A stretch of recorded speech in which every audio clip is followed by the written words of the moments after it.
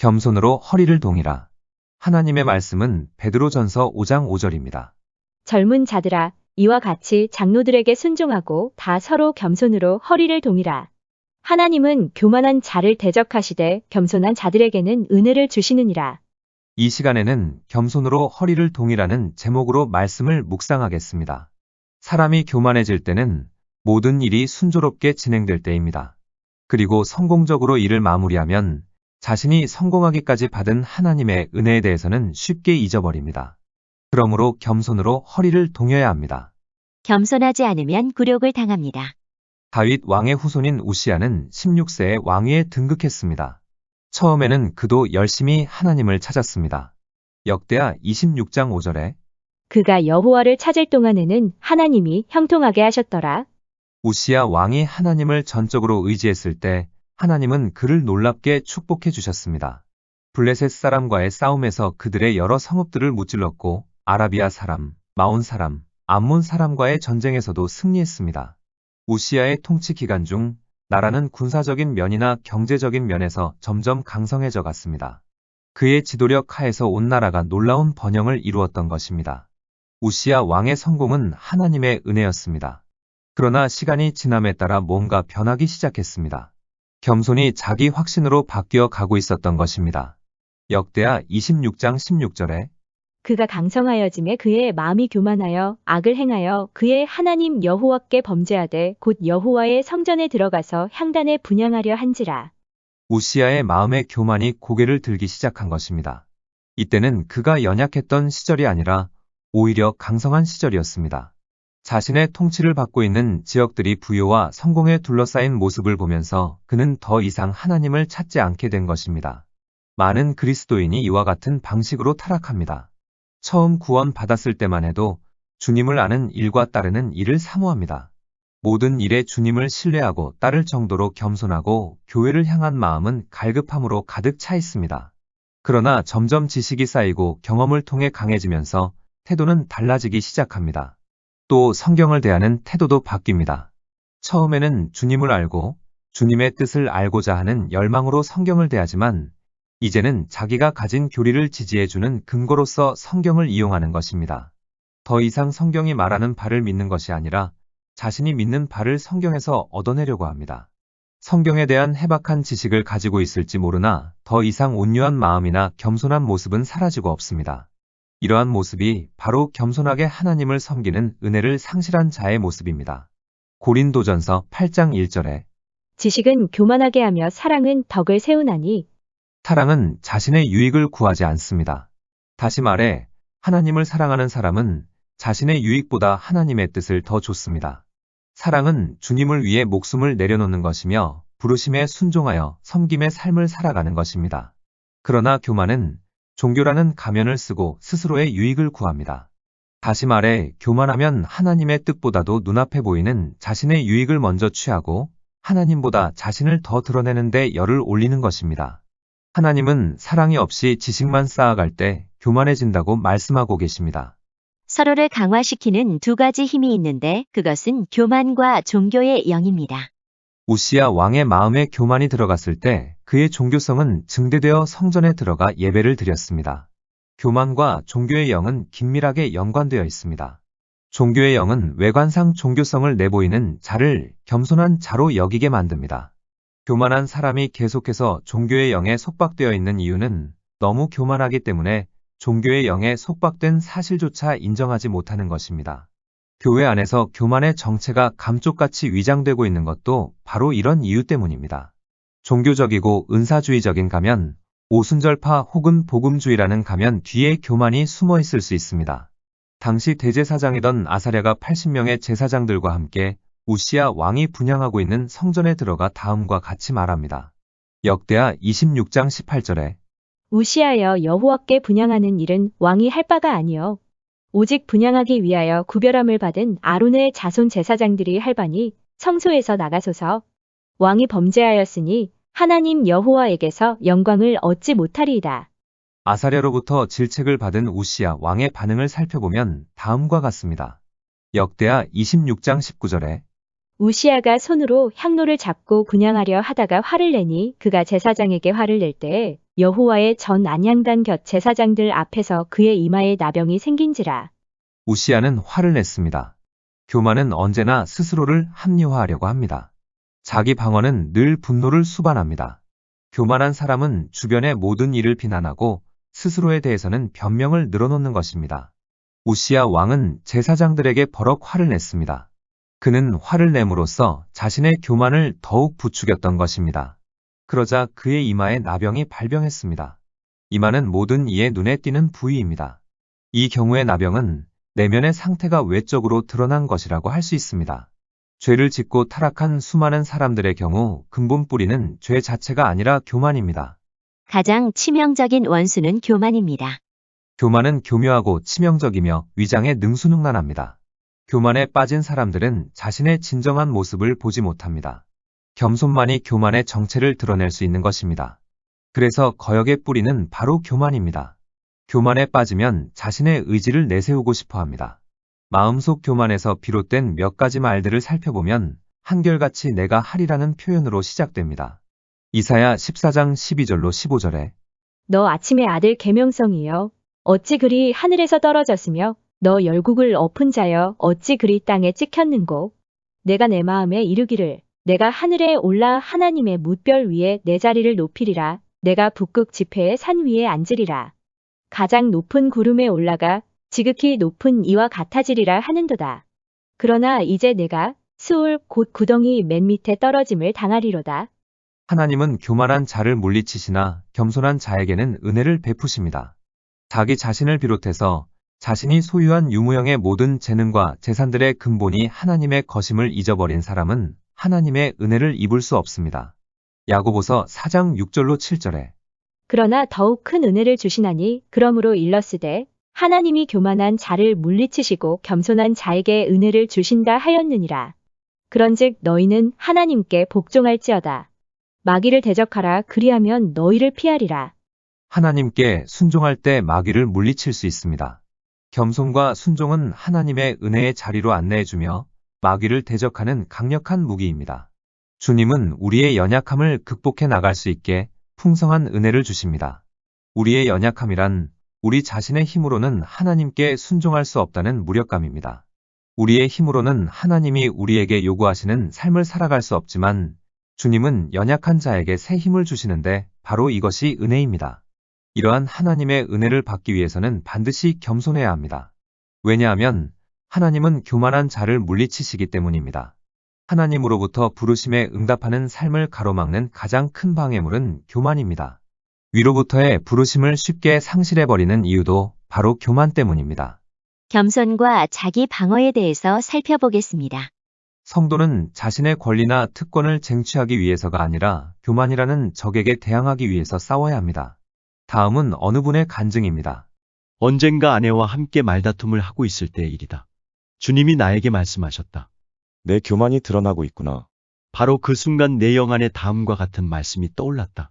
잠언 13장 10절에 교만에서는 다툼만 일어날 뿐이라. 겉면을 듣는 자는 지혜가 있느니라. 주님은 계속해서 말씀하셨다. 내가 아내와 싸울 때마다 내 안 어딘가에 교만이 숨어 있다는 사실을 깨달아라. 너는 그때마다 교만을 잘 처리해야만 한다. 어떤 사람은 이렇게 반문할지도 모르겠다. 제가 전적으로 옳은 경우에는 어떻게 해야 합니까? 이 질문에 대해 예수님은 다음과 같이 대답하신다. 너를 고발하는 자와 함께 길에 있을 때 급히 사화하라. 여기까지가 간증입니다. 우리가 스스로를 변호하는 일을 포기할 때 다음과 같은 유익을 얻을 수 있습니다.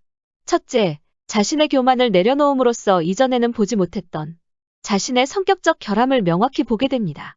둘째, 만일 자신이 옳은 경우라면 하나님으로 하여금 상황을 판단하시도록 자리를 내어드림으로써 그리스도의 모범을 따라 살아가는 자가 됩니다. 베드로전서 2장 19절로 23절에 부당하게 고난을 받아도 하나님을 생각함으로 슬픔을 참으면 이는 아름다우나 죄가 있어 매를 맞고 참으면 무슨 칭찬이 있으리요. 그러나 선을 행함으로 고난을 받고 참으면 이는 하나님 앞에 아름다우니라. 이를 위하여 너희가 부르심을 받았으니 그리스도도 너희를 위하여 고난을 받으사 너희에게 본을 끼쳐 그 자취를 따라오게 하려 하셨느니라. 그는 죄를 범하지 아니하시고 그 입에 거짓도 없으시며 욕을 당하시되 맞대어 욕하지 아니하시고 고난을 받으시되 위협하지 아니하시고 오직 공의로 심판하시는 이에게 부탁하시며 우리는 그리스도의 모범을 따르는 일로 부름받은 자들입니다. 그분은 아무 죄도 없이 무고하게 고통을 당하셨습니다. 우리도 예수님처럼 겸손과 순종을 통해 하나님이 의롭게 판단하시도록 여지를 남겨놓는 것이야말로 하나님의 지혜입니다. 상황에 맞는 방어, 수정, 변명 혹은 그 밖의 온갖 반응들은 하나님께로부터 말미암은 것이어야지 사람에게서 나온 것이어서는 안 됩니다. 스스로를 변호하는 사람은 그리스도의 겸손을 따르는 삶을 살아가지 못합니다. 이 세상 그 누구도 예수님보다 더 높은 권위를 소유한 자는 없습니다. 그 예수님도 스스로를 변호하지 않으셨습니다. 마태복음 27장 12절로 14절에 대제사장들과 장로들에게 고발을 당하되 아무 대답도 아니하시는지라. 이에 빌라도가 이르되 그들이 너를 쳐서 얼마나 많은 것으로 증언하는지 듣지 못하느냐 하되 한마디도 대답하지 아니하시니 총독이 크게 놀라워하더라.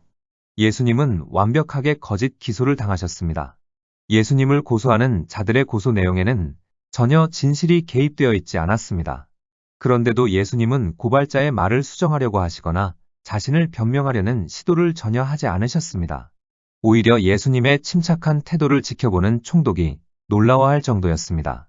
그는 이제까지 예수님처럼 행동하는 사람을 한 번도 본 적이 없었던 것입니다. 그렇다면 왜 예수님은 스스로를 변명하려고 하지 않으셨을까요? 그 이유는 스스로를 변명하지 않을 때 비로소 하나님 아버지의 판단과 보호하심이 개입될 수 있기 때문입니다. 베드로전서 2장 23절에 욕을 당하시되 맞대어 욕하지 아니하시고 고난을 당하시되 위협하지 아니하시고 오직 공의로 심판하시는 이에게 부탁하시며 자기 자신을 방어하기를 포기할 때 비로소 하나님의 은혜와 심판의 손길은 우리의 방패막이 되십니다. 반면에 스스로를 변호하는 사람은 그를 고소하는 사람의 심판을 받습니다. 상대방 앞에서 자신의 정당성을 주장하고 방어한다는 것은 상대방으로 하여금 당신이 심판자가 되라고 그 앞에 굴복하는 것과 같은 것입니다. 자신을 향한 상대방의 비난에 응수할 때 상대방은 심판자로 군림하게 됩니다. 그 결과 자기의 정당성을 주장하는 사람은 그리스도 안에서 누려야 할 권위와 위치를 박탈당하게 됩니다. 자신이 스스로를 방어하는 것은 자신을 비난하는 상대방에게 보다 많은 권위를 부여하는 일입니다. 자신의 무고함을 입증하려고 하면 할수록 자신을 고소하는 사람의 처분에 더욱 무릎을 꿇는 상황이 되는 것입니다. 마태복음 5장 25절로 26절에 너를 고발하는 자와 함께 길에 있을 때 급히 사화하라. 그 고발하는 자가 너를 재판관에게 내어주고 재판관이 옥리에게 내어주어 옥에 가둘까 염려하라. 진실로 내게 이르노니 내가 한 푼이라도 남김이 없이 다 갚기 전에는 결단코 거기서 나오지 못하리라. 이 말씀에 따르면 고소자가 자신에게 어떤 손해배상을 요구하든 다 들어주어야 합니다. 속수무책으로 당할 때 교만은 이렇게 말합니다. 내 스스로를 방어하라. 그러나 예수님은 이렇게 말씀하십니다. 너를 고소하는 자와 화해하라. 우리는 스스로를 방어하려는 생각을 내려놓고 하나님이 판단하시도록 맡겨드려야 합니다. 겸손으로 부당한 대우를 뛰어넘어야 합니다. 다음은 간증입니다. 9살짜리 아들이 학교에 다닐 때의 일이다. 어느 날 그가 학교에서 일어난 일을 이야기해 주었다. 아들은 학교 선생님 중 한 분이 자기를 몹시 미워한다고 했다. 그래서 교실 안에서 아이들이 떠들거나 문제가 생길 때마다 늘 그 선생님은 자기만 꾸짖는다고 했다. 이런 상황은 한동안 지속되었다. 마침내 그 선생님은 우리 집으로 짤막한 편지를 한 통 보내왔다. 우리는 하나님의 말씀으로 아이를 위로하며 그를 안심시켰다. 그리고 학교에서 일어난 일을 최대한 구체적으로 말해보라고 했다. 아들은 다음과 같은 이야기를 들려주었다. 뭐든지 잘못된 일이 생기면 항상 저만 혼내요. 저 말고도 잘못한 아이들이 더 있는데도 매번 저 혼자만 야단을 맞는다고요. 그뿐만이 아니에요. 제가 하지도 않은 일 때문에 혼날 때도 있어요. 오늘 있었던 일인데요. 제 뒤에 앉은 두 아이가 수업 시간에 웃으면서 장난을 치고 있었어요. 바로 그 순간 칠판에 글씨를 쓰고 있던 선생님이 휙 뒤를 돌아보시면서 저를 향해 고함을 지르셨어요. 그래서 저는 선생님께 저는 떠들지 않았다고 했어요. 저기에 있는 두 아이들이 떠들었다고 말씀드렸어요. 나는 아들에게 물었다. 선생님이 너를 타이르실 때마다 너는 항상 그런 식으로 반응하니? 그러자 아들이 대답했다. 네, 제가 아무 잘못도 없이 혼날 때는 그렇게 해요. 나는 잠시 아들을 바라보며 말했다. 아들아, 바로 그게 문제인 듯 싶구나. 너는 스스로를 방어하려고 하고 있어.